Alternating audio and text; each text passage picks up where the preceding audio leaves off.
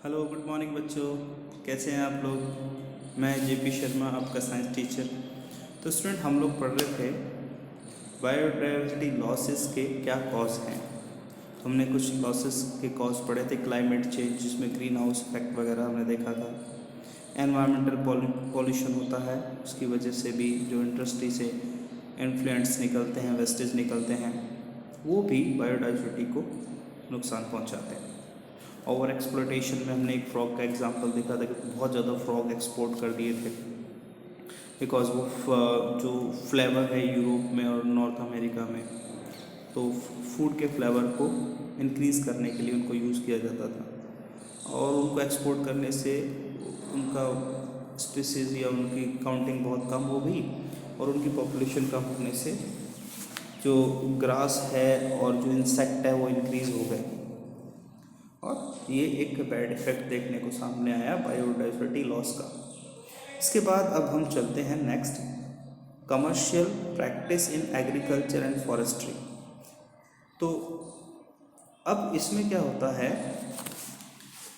कि जो चीज़ें हमें ज़्यादा प्रोडक्शन देती हैं, जो चीज़ें ज़्यादा बेनिफिट देती हैं, या वो क्रॉप जिनके सीड्स ज़्यादा ग्रो करते हैं, प्रोडक्शन ज़्यादा होता है, फार्मर्स ने उन क्रॉप को ग्रो करना स्टार्ट कर दिया, और बाकी के जो क्रॉप्स थे वो धीरे धीरे धीरे धीरे उनको ग्रो करना बंद कर दिया, तो वो एक्सटिंक्ट होते चले गए। तो इससे क्या हुआ कि बहुत सारी जो स्पीसीज़ हैं क्रॉप्स की, वो धीरे धीरे ख़त्म होती चली गई, बायोडाइवर्सिटी लॉस हुआ।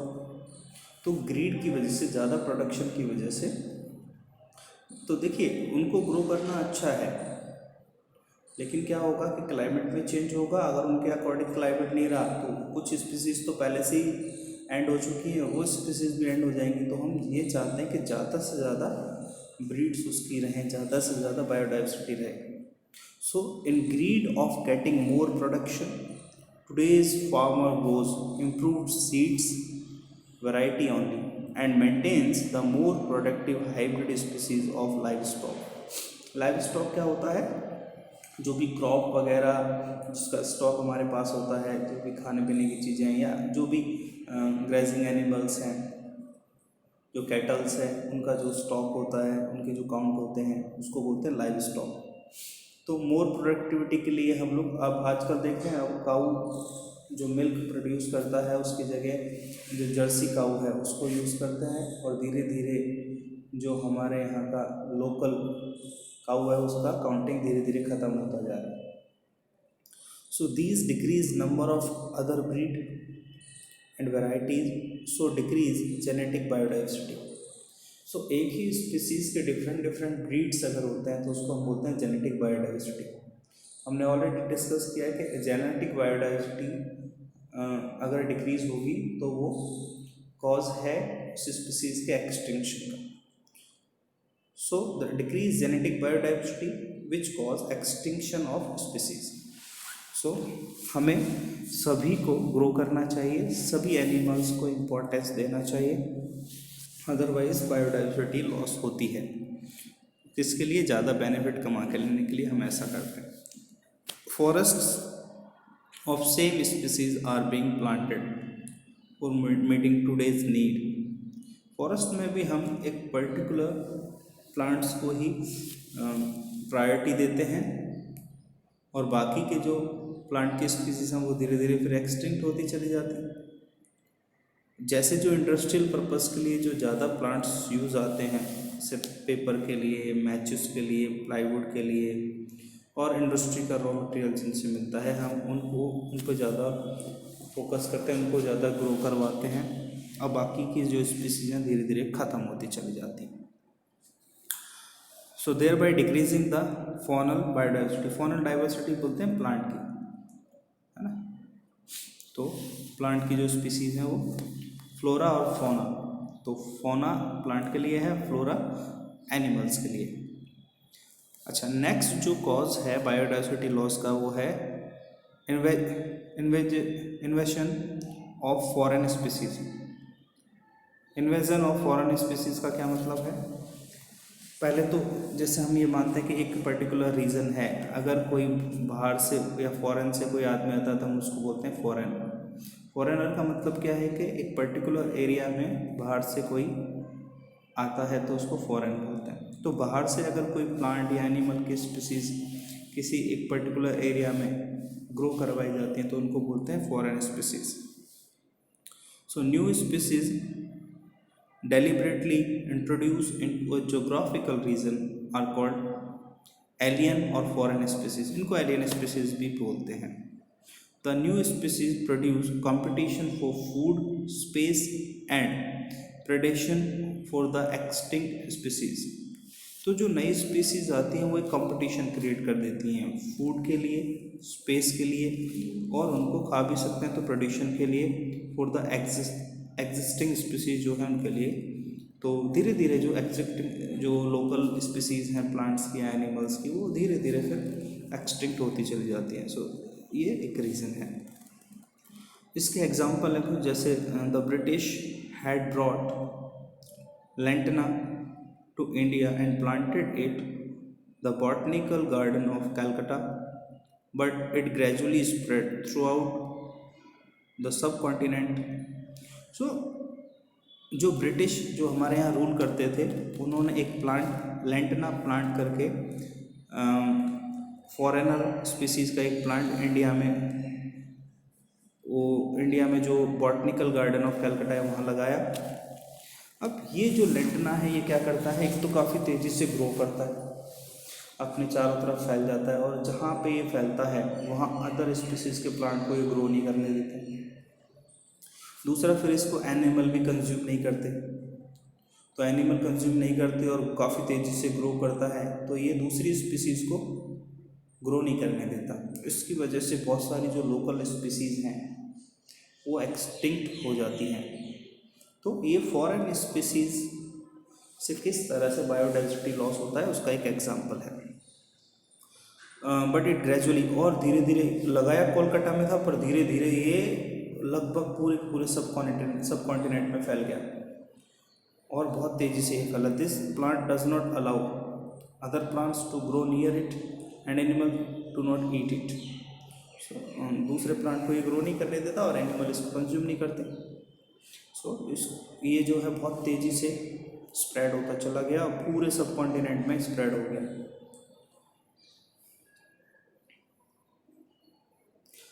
नेक्स्ट है वाटर हैसनिथ को वाटर लिली भी बोलते हैं। अब ये वाटर हैसनिथ क्या होता है कि ये लिली मतलब काफ़ी अट्रैक्टिव सा फ्लावर इसका होता है और ये वाटर की सरफेस पे ग्रो करता है लाइक लोटस। और ये वाटर की सरफेस पे तो जितनी भी ये फिश इंडस्ट्री है, फिश इंडस्ट्री में लोगों ने देखा कि फिश इंडस्ट्रीज में अपना काम तो चल ही रहा है, उसको थोड़ा अट्रैक्टिव बनाने के लिए उन्होंने क्या किया, वाटर हाइसिनिथ या वाटर लिली का प्लांट वहाँ पे लगा दिए। अब ये क्या है कि ये बहुत तेज़ी से ग्रो करता है, इसका कोई टुकड़ा भी कहीं है तो वो भी वाटर में ग्रो करना स्टार्ट कर देता है। तो धीरे धीरे ये इतना ग्रो करने लगा वाटर में कि उसको पूरा सरफेस को वाटर का कवर कर लिया। उससे कुछ लॉसेस ये हुए कि एक तो जो सनलाइट थी वो सनलाइट वाटर के अंदर जो ऑर्गेनिज्म है उन तक नहीं पहुंच पा रही थी, और उन तक नहीं पहुंच पाने की वजह से उनका जो ग्रोथ है, उनकी जो स्पीसीज है वो एक्सटिंक्ट होने लग गई। दूसरा ये कि ये जो वाटर लिली है ये ऑक्सीजन को बहुत ज़्यादा कंज्यूम करने लगा। जितना ये प्रोड्यूस करता है उससे कई गुना ज़्यादा ये कंज्यूम कर लेता है। तो जो वाटर के अंदर जो ऑक्सीजन है उसको ये कंज्यूम करना स्टार्ट कर दिया।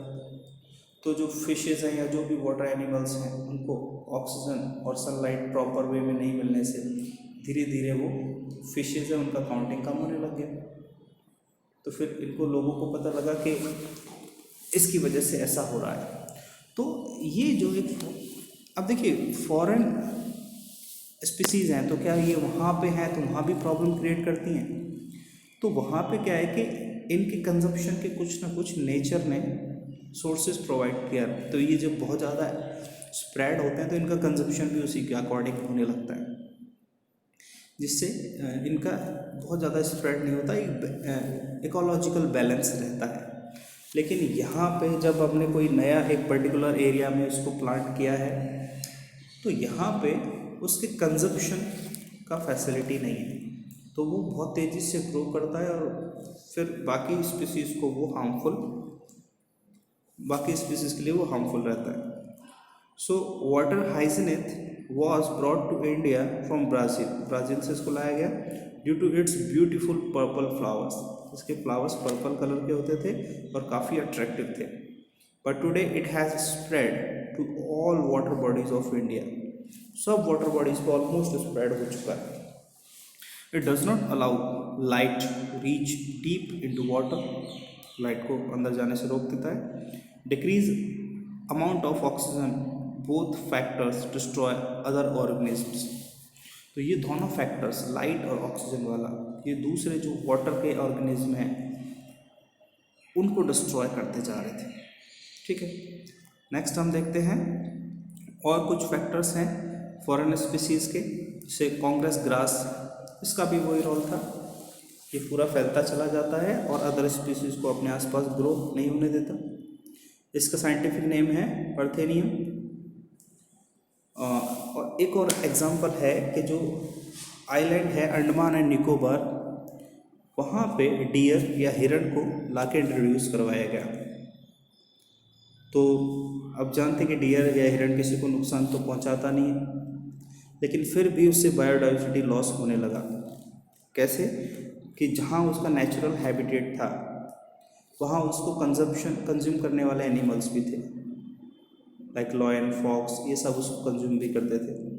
अब अंडमान निकोबार में उसको कंज्यूम करने वाला कोई नहीं था, वहाँ पे खूब सारी वेजिटेशन थी, तो वो वेजिटेशंस के लिए, वो वेजिटेरियंस थे तो वेजिटेशंस को वो कंज्यूम करते गए और धीरे धीरे उनका काउंटिंग इतना बढ़ गया कि वहाँ का जो वेजिटेशन की स्पीसीज़ हैं वो धीरे धीरे एक्सटिंक्ट होती चली गई। तो वहाँ पे जो प्लांट की स्पीसीज़ हैं वो ख़त्म होने लगी क्योंकि उनका जो कंजप्शन है वो नहीं है वहाँ पे। तो यही फॉरेन स्पीसीज़ के केस में, तो एक अंडमान निकोबार के लिए जो डियर है वो फॉरेन स्पीसीज़ था, वो वहाँ उसका नेचुरल हैबिटेट वहाँ नहीं था, लेकिन कहीं से लाके उसको वहाँ रखा गया, तो वहाँ उनकी काउंटिंग बहुत ज़्यादा बढ़ गई। क्यों? क्योंकि उनको कंज्यूम करने वाला कोई नहीं था। ऐसे ही फॉरेन स्पीसीज़ हैं वो अपने नेचुरल प्लेसेस पे तो ग्रो करती है क्योंकि वहाँ उनका कंजप्शन भी उसी के अकॉर्डिंग हो जाता है। बट अब इसी के ऐसे रीज़न मिले हैं जहाँ उनका कंजप्शन नहीं होता तो वो बहुत तेज़ी से स्प्रेड होने लगती है। तो यही केस ये डियर्स के केस में आइलैंड अंडमान एंड निकोबार पे ऐसा रहा। नेक्स्ट फैक्टर है इसका सुपरस्टिशन एंड इग्नोरेंस। तो सुपरस्टिशन होता है अंधविश्वास और इग्नोरेंस का मतलब होता है कि हमें उसकी समझ नहीं है, हम उसको इग्नोर करते हैं। इनकी वजह से भी बायोडाइवर्सिटी में कुछ लॉसेस हुए। तो क्या क्या सुपरस्टिशंस हैं? Due to superstition and ignorance of the people create threat to certain species. तो कुछ स्पीसीज के लिए वहाँ पे थ्रेट क्रिएट करते थे। इनमें से एक था गैग्रोनिक पैरट, इसका साइंटिफिक नेम था सिटिकुला यूपर्टिया, सिटिकुला यूपर्टिया। अब इस पैरट में एक स्पेशलिटी थी, आप जानते हैं कि जो पैरट्स है वो आपको कॉपी कर सकते हैं, आप जो बोलते हैं वैसा कि वैसा बोल सकते हैं।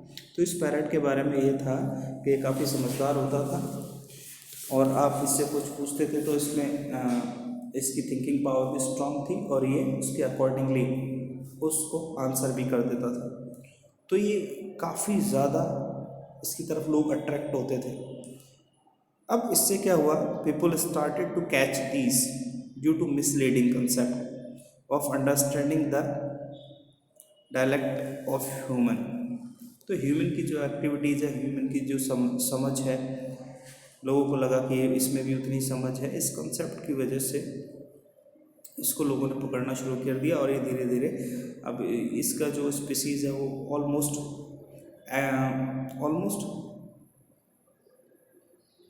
एक्सटिंक्शन के बाउंड्री पे है। इसी तरह से गोडावन, गोडावन हमारा स्टेट बर्ड है, स्टेट बर्ड ऑफ राजस्थान। उसको ध्यान रखना है। इसको बोलते हैं ग्रेट इंडियन बस्टर्ड।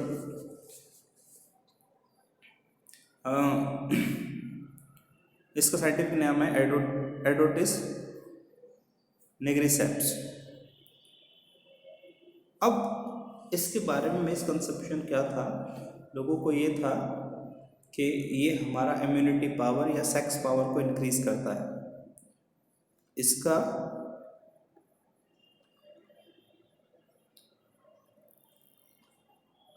जो मास है वो इम्यूनिटी पावर और सेक्स पावर को इंक्रीज करता है, तो लोगों ने इसको मारना स्टार्ट कर दिया और धीरे धीरे अब ये इंडिया में इनका जो काउंटिंग है वो बहुत ही कम हो गया है और अब ये देखने को नहीं मिलते। तो ये कुछ सुपरस्टिशन है और लोगों की नासमझी है, जिसकी वजह से ये स्पीसीज ऑलमोस्ट एंडिंग की बाउंड्री पे है।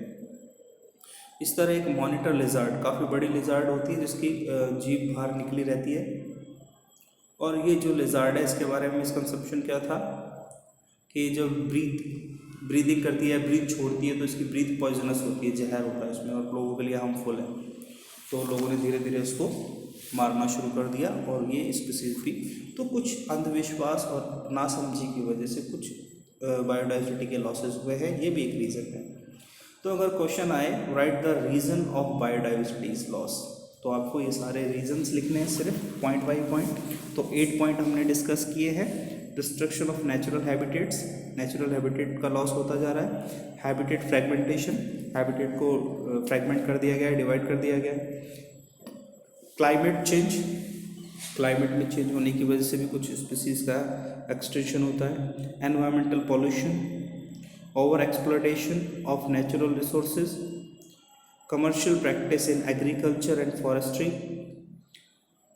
invasion of foreign species, superstition and ignorance। तो ये आपको रीजंस लिखने हैं सिर्फ, और अगर डिटेल पूछी जाएगी तो किसी एक या दो की पूछी जाएगी। तो अगर सिर्फ ऐसा पूछा जाए कि रीज़न, राइट द रीज़न, तो आपको ये 8 पॉइंट्स लिखने हैं। अच्छा, लास्ट में क्वेश्चन सॉल्व करते हैं। Right the name of biodiesel trees. तो बायोडीजल ट्रीज़ के नेम लिखिए। तो कुछ प्लांट हैं उनके सीड से हमें बायोडीजल मिलता है, जो कि पेट्रोलियम का एक अल्टरनेट है। पेट्रोलियम की जगह हम उसको यूज़ कर सकते हैं। और बायोडीजल से क्या है कि पोल्यूशन भी कम होता है और हमारा जो लिमिटेड स्टॉक है पेट्रोलियम का, उसको भी हम कम कंजप्शन उसका कर सकते हैं इनकी हेल्प से। तो कौन कौन से ऐसे ट्रीज़ हैं जिनके सीड से बायोडीजल हम बना सकते हैं? तो एक है जट्रोपा और एक है करंजा। जट्रोपा और karanja, seed used to develop organic fuels. This plant known as biodiesel trees. इन प्लांट्स का नाम हमने क्या रखा है? Biodiesel trees. ठीक है बच्चों, तो आई होप कि आपको ये समझ में आ गया होगा। आप ये जो नोट्स हैं इनको अच्छे से नोट कर लीजिए और इनको खूब अच्छे से लर्न कर लीजिए। ठीक है, so thank you very much, thanks a lot.